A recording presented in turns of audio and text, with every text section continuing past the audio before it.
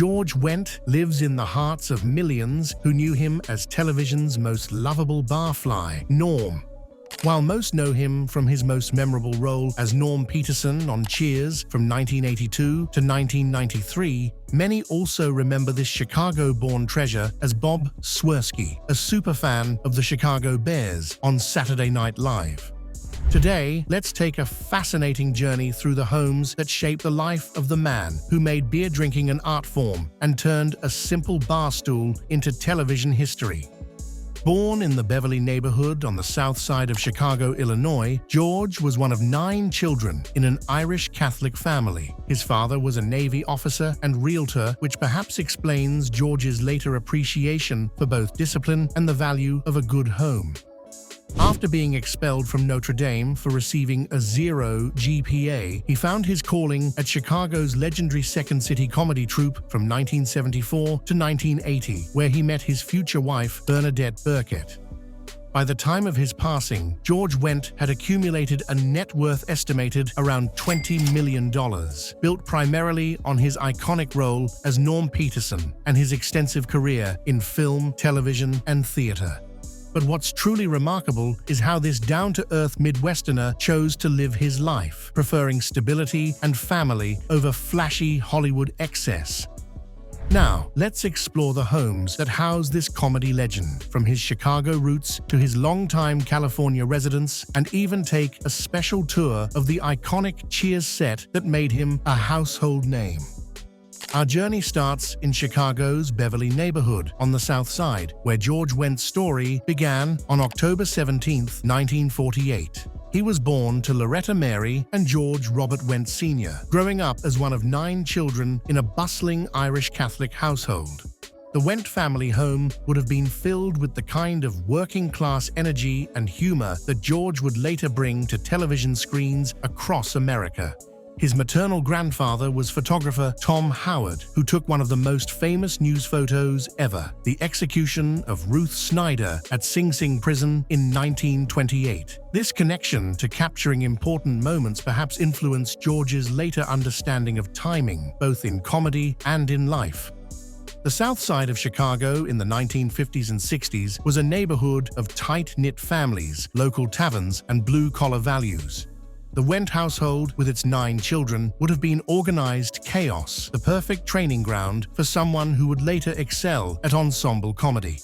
George often spoke fondly of his Chicago upbringing, and these formative years in Beverly shaped his everyman persona that would make Norm Peterson so relatable to audiences worldwide.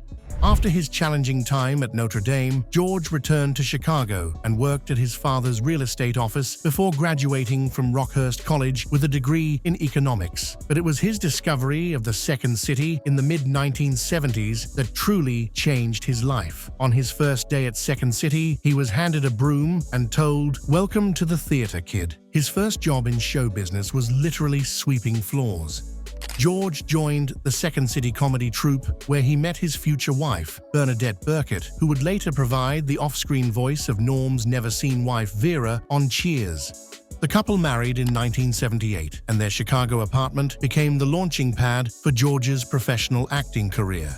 During these years, George and Bernadette lived modestly in Chicago while he honed his craft at Second City from 1974 to 1980. Their home was likely filled with comedy scripts, improv exercises, and the dreams of 2 young performers trying to make it in show business.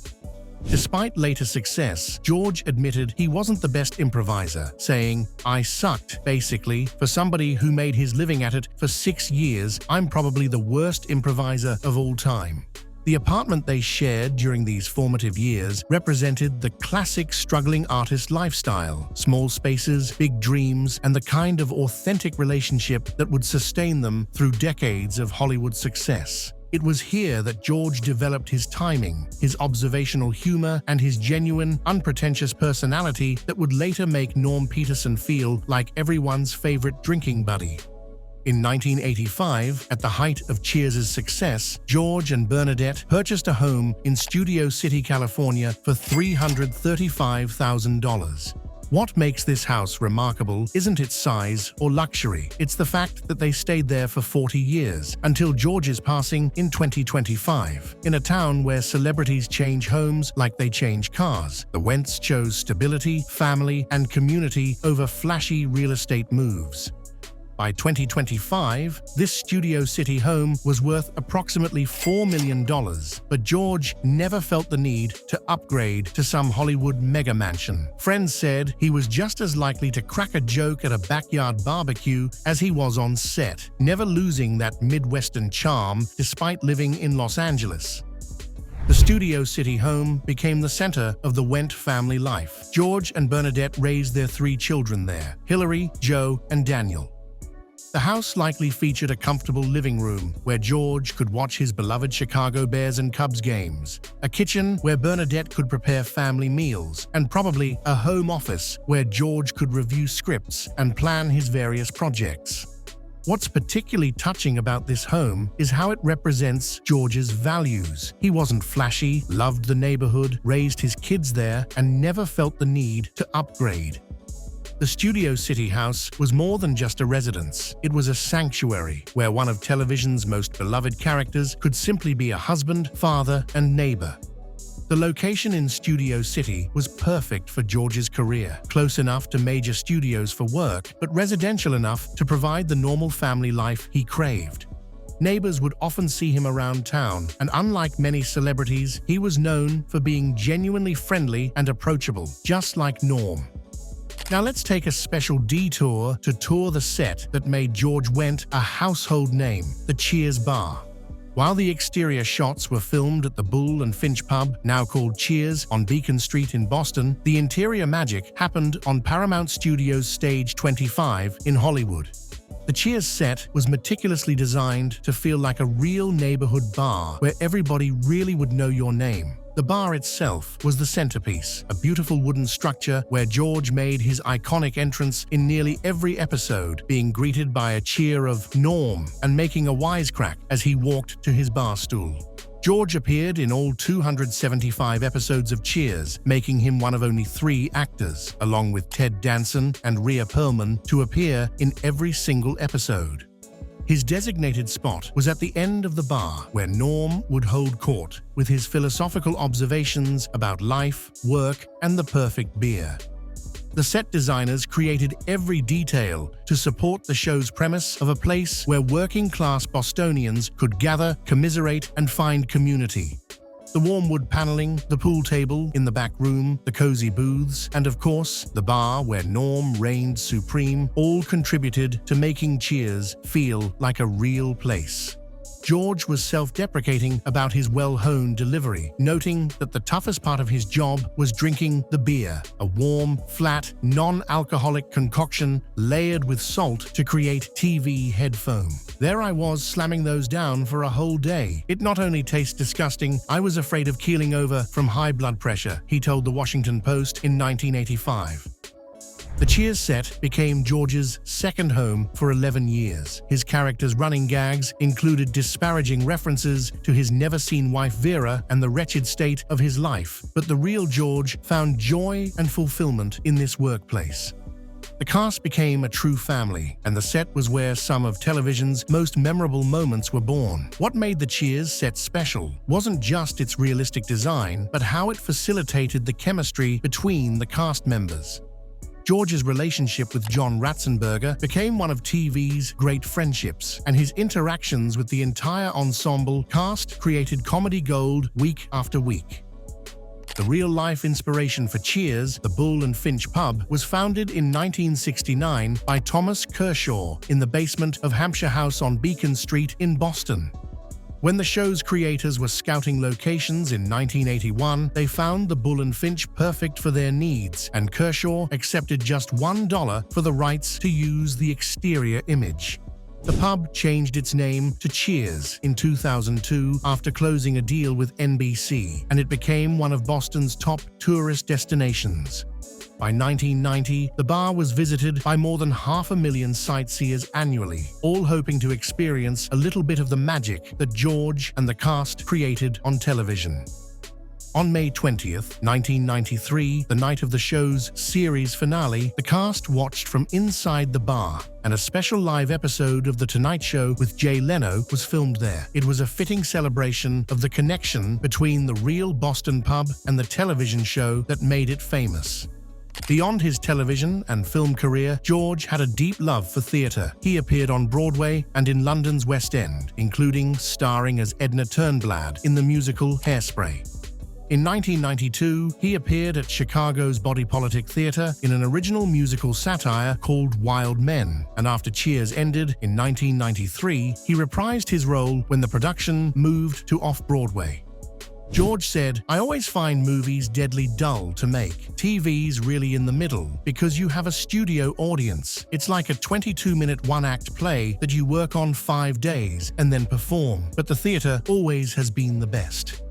His love for live performance was evident throughout his career, and it's likely that his Studio City home contained a room where he could practice lines and prepare for his various theatrical roles. The immediate feedback from live audiences fed his soul in a way that film and television couldn't quite match. Beyond the screen and stage, George married Bernadette Burkett in 1978, and they remained together until his death in 2025, a remarkable 47-year marriage by Hollywood standards. Their Studio City home was the center of a loving family life that included their 3 children, Hillary, Joe, and Daniel. George was also the uncle of actor and former Saturday Night Live writer Jason Sudeikis, his sister Catherine's son. The extended family connections show how George maintained close ties with his Chicago roots even while building his Hollywood career. The Wendt household was known for being welcoming and down-to-earth. His Cheers co-star John Ratzenberger remembered him as having impeccable comedic timing and a deep loyalty to those he loved, qualities that extended far beyond his professional life. In his later years, George continued working while dealing with declining health. His final projects included Christmas with the Campbells, 2022, where he played a quirky grandpa. In 2023, he even competed on The Masked Singer, showing that his sense of fun and willingness to try new things never diminished. The Studio City home during these years likely became even more precious to George and Bernadette. It was their sanctuary where they could enjoy their grandchildren, host family gatherings, and simply enjoy the fruits of a life well lived. George had been in declining health in recent years, though no specific cause of death was given when he passed away peacefully in his sleep. As we conclude our tour through the homes and life of George Wendt, it's impossible not to be moved by the consistency of his character both on and off screen. From his childhood home in Chicago's Beverly neighborhood to his final residence in Studio City, George chose community, family, and authenticity over fame and flash.